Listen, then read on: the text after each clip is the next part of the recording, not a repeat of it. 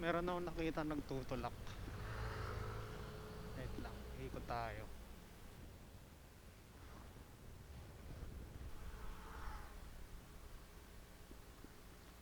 Pops, ano nangyari dyan? Ha? Walang gas? Natirikan ka? So may tutulak yan. Bayan ng Binyan. Tulak na kita. Sakay ka. Oo, sige. Saan tayo dadaan? Diretso lang, no? Tas, saan tayo? Tagos tayo sa kabila. Pabayan. Sige. Ano yung sa bahay nyo? Ah, sige. Sige, sir. Oo, sige, sige. Teka lang. Wait lang, pwede lang ako. Sige.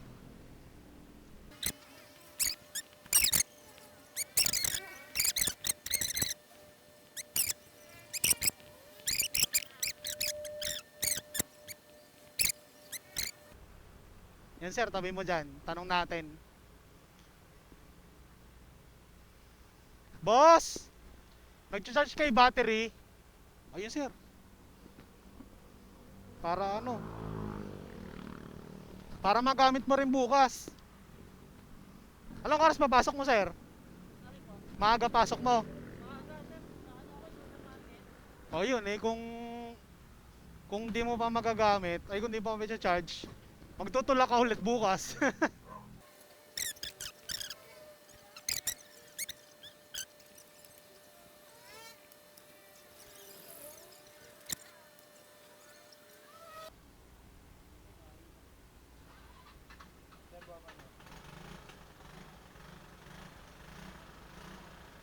Hindi niya nabibitawan to, no? Kaso pag namatayan to, kailangan mo talaga bago.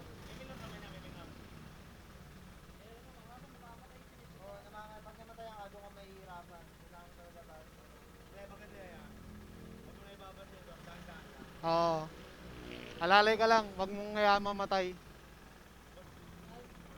Lahi pa ng tinulak eh.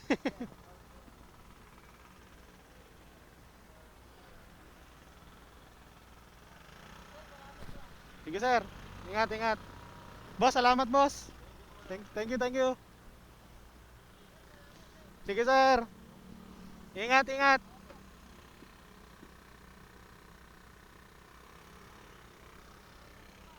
Sige sir.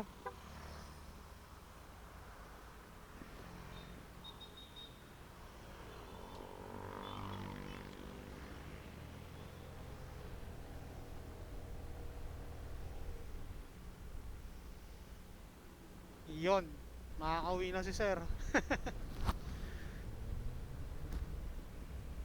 Nakita ko si Paps nagtutulak eh. Doon sa may bandang San Antonio ba yan o San Francisco? Dito sa Binyan. Basta galing South Mall. So, galing ako South Mall kasi nagatid ako sa may Carmona. Then, dito na dinaanan ko sa may papuntang Southwoods. Then, pagbaba ko, nakita ko si Paps. So, binalikan natin kasi sira yung battery ng motor niya. So, hindi umaandar. Ngayon, sabi ko kay Paps, baka pwedeng i-jump start na lang yung motor niya. Kumbaga, mapaandar lang. Tapos, wag na lang hahayaang mamatay. Hanggang makauwi siya. So, yun nga yung ginawa sa motor niya. Sabi ng mekaniko, jump start. Tapos yung battery, wala na. Sira na talaga. Kailangan ng palitan. Woo! Nakakapagod magtulak. Pero mas nakakapagod yung solo mong itutulak yung motor mong nasira. Naranasan ko yun. Tinulak ko mula Alabang hanggang Santa Rosa. Hayop na yan. Naplatan ako noon nung gabing yun. Madaling araw na yun. Siguro mga around 2 a.m. Grabe, tinulak ko. Ang layo. Mga ata yan, 30 kilometers, takting yan.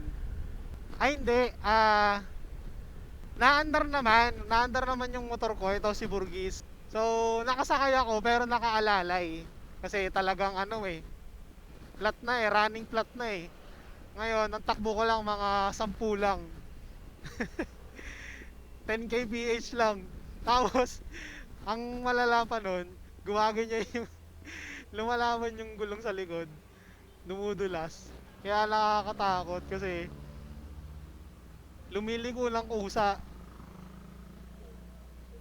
Yung tipong, yung manibela ko, nakapaling ng pakanan, pero yung takbo ko, straight. Buti na lang nakita ko si Sir dun sa may ano, sa to, San Antonio, San Francisco. Basta dito sa may Binyan. So tinulak natin hanggang dito sa may highway. Malapit-lapit lang naman. Hindi lang talaga ako sanay magtulak ng motor. Siguro mas maganda sa susunod, magdadala na lang ako ng lubid. Para pag may nakita ko na nagtutulak, tutulungan natin. Tali na lang natin ng lubid para ihilain na lang. Mas madali yun. Alright.